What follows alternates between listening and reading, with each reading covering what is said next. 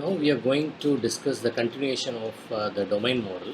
Okay, in the last class we studied about the domain model and then introduction about how to draw the domain modeling and then what are the steps involved. Okay, and how to identify or how to find the conceptual classes. Okay, one is based on the category list and the other one is based on the noun phrase identification techniques from the scenario given in the use case modeling. So the next part is nothing but the description class, association and then attributes. The same domain modeling, how we are going to define the description class, not the conceptual class, and how we are going to draw the notations for association between those two classes and the attributes involved. Okay, because as you said, first of all we are going to identify the conceptual class, the class name, and then association, and then third attributes. So in the previous class we studied only the conceptual class. Okay, so now we are going to study about what is the description class. Okay, and then association, and then the last one is nothing but the attributes. Okay, so what is description class? Description class nothing but contains the information that describe something else. For example, if you have the class name called product description. Okay, what the product description is about? Okay, it will record what the description of an item. Otherwise it will display the picture of an item. For example, once you went to the point of sale, okay, once you scan the item, it will display the picture what you have purchased. Otherwise it will display the price. Okay, otherwise it will give the text description what the product is about based on the barcode. Okay, that's what called as description class. Okay, so why do we need? Because we don't want any duplicate products to be involved. Okay, so based on the serial number we can easily eradicate or we can easily remove those redundant informations. So that's why we need those description class. Okay, that's what they said over here. We don't want to duplicate the product information for each duplicate product object. We don't want those. Okay, that's why we need those description class. Okay, the simple example for description class. Okay, the first one is about the worst case scenario. Okay, for example, the item class, it contains the attributes called description, price, serial number, then item ID. This is a normal the domain modeling based on the conceptual class. While you're going for the description class, we don't want the description attributes under the item class. So what we have to do is we have the separate class called item and we have a attribute called serial number.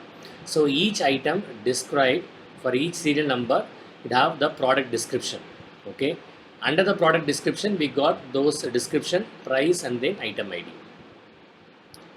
Okay, so this is the better one. Okay, the success scenario. Okay, this one is called as worst case scenario. Okay, hope you understand what is called as description class. Okay, maybe in the next example, see over here.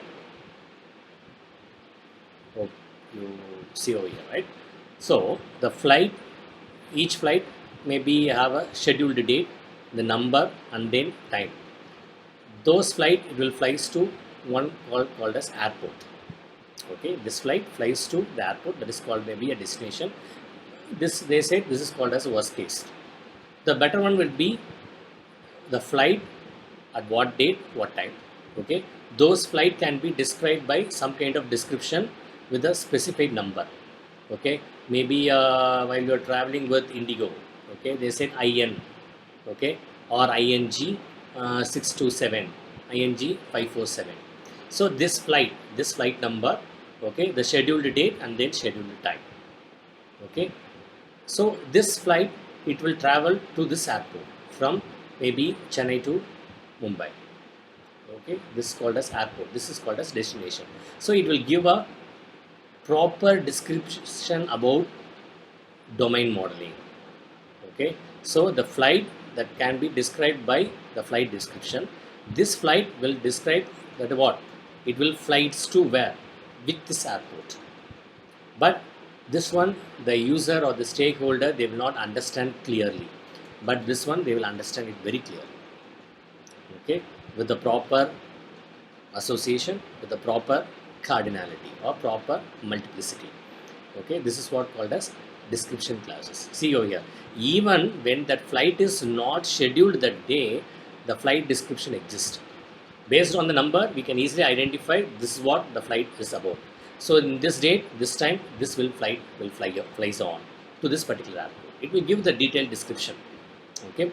The next one is about called as association. Association is nothing but what? Is nothing but the relation between the two classes. Okay. That's why they say a relationship between or the instance. Okay. The classes indicate some meaningful or interesting connection, or the connection between the two classes is called as association. Maybe in the example see over here, the registrar and then sale is called as conceptual classes or class. Okay, the relationship between the two classes is nothing but what? The records the current sale. The register records the current sale. Okay, so what they say, one register records one current sale. That's it. This is called as association between the two classes. Okay, so which relationship you need to be remembered? Why? What are the things? Why do you need to remember? Okay, for example, sales line item relationship need to be remembered. Whether that particular relationship have to be remembered or not. Yes. For example, when the customer they come for a return, when they come for an exchange, you should have those record that have to be remembered. Okay. For example, the cashier looks for product description. For example, when you go to the cashier account, we will ask what's the price for this particular item. What they will do, they will scan, they will check this is about 40 rupees. After that, you don't have to remember those. Okay, you can delete. That's why they say no need to remember, or you don't need to remember this, or you don't need to store in the database. For example, what square is a mono player on? Okay, that you need to remember. Okay, so while you are deriving the association or relation between the two classes, you need to identify what are the things to be remembered, what are the things you don't need to remember. For example, in the sales line item, whenever the product ought to be scanned, while you're going for the payment, those things have to be remembered. Okay, hope you understand. Okay, which things to be remembered, which things not to be remembered. Then what is the common association list? As we studied about those conceptual category lists, right? The same way, common association list. For example, you have two classes, A, B. If A is a physical part of B, for example, a register, airplane, okay, these are called as physical part. And then, if it is a logical part, okay, flight route, it will travel from A to B. For example, it will start from the source, it will on the way to this Visakhapatnam, it will reach the Chennai. Okay, this are all the logical thing. For example, if you want to travel from Chennai to Coimbatore, okay, you need to find out the which route it will travel from for example Chennai to Coimbatore. It will maybe bypass from maybe like what on the way to Bangalore. Otherwise, you can take to Salem. Otherwise, you take to the Europe. Maybe different routes you can try. Okay, so you need to find out which route you are going to traverse. That is called as logical part. Other one is physically contained in on. Okay, otherwise A is description of B. Okay, for example, one class is nothing but a description of the class B. Okay, for example, item description, flight description. Okay, these are all called as common association list between the two classes. Okay, hope you understand what is common association list. Similar to conceptual category list. Okay, based upon that you can identify, okay, this or all this comes under this association. You can easily identify. Okay, so you don't want to touch all those things in detail. Okay, then what is the directionalities? That is how you are going to draw the association. For example, register, sale. These are the two classes. Register records the current sale. Records current is nothing but what? The association. That's why they say reading direction arrow. See here, there is a small solid triangle over here. The register records the current sale, that is from here to there. Okay, that's why it is called as reading direction arrow. And then record current is nothing but association name, and then 1 0 to 1 is called as multiplicity. One register, it contains maybe 0 sales, or it maybe contains 1 sale. or minimum or maximum. Minimum there is no sale, otherwise called a maximum at least one sale. Okay, it depends upon the application that you are going to develop. Okay, then how to name the association. For example, as I said before, you are going to derive the relation between the two classes. Okay, so class name, relationship, and then one class name. So those relationship is always to be a verb. The conceptual class, it should be noun. Okay, in the database management, I think you studied the ER diagram, right? So entity is always what? Noun. Relationship is always verb. In the same way, the class name is always to be noun. The verb is nothing but relationship. So, and also try to avoid has, uses. You have to avoid those things, because you need to give more specific informations. Okay, that's why this gives no extra informations. Then association multiplicities. Okay, as you know, one store stocks many items. Multiplicity. Otherwise, one store stocks maybe single item also, maybe 1:1. Otherwise, you can put star. Star means multiple. There is no limit over there. That is called as multiplicity. What are the types there? One is 0 or many. Otherwise, 1 or more. More means star. 1 to 40, that is specific range. Minimum 1, maximum 40. 1 to 40. Otherwise, you have to say exactly 5. Okay. Otherwise, you have to specify the range 3, 5, 8. Exactly 3, 5 or 8. That you have to specify the multiplicity. Okay. So maybe in the specific example, see over here, that is many flights or more flights to one airport. Okay, and what? More flies from single airport. Both are less, more or less same. Many flights, more flies to one airport. Okay, or more flights or many flights flies from a single airport. More or less same. Okay. So more or single, that is called as multiplicity. Okay, so this is a sample example of domain modeling. Okay, for the point of sale. Okay, see over here the conceptual class and then association and then multiplicity. Okay, those things are called as domain modeling. Okay, the next one is the same example relates to monopoly game. Okay, in the monopoly game, the die monopoly game board are called as conceptual class. Then die, that is monopoly game, can be played with help of die. The monopoly game played on board, that is called as association. One monopoly game played on only one board. Okay, but in the specific see here, one square, that is what, 0 to 8 square is on piece, that is on one square.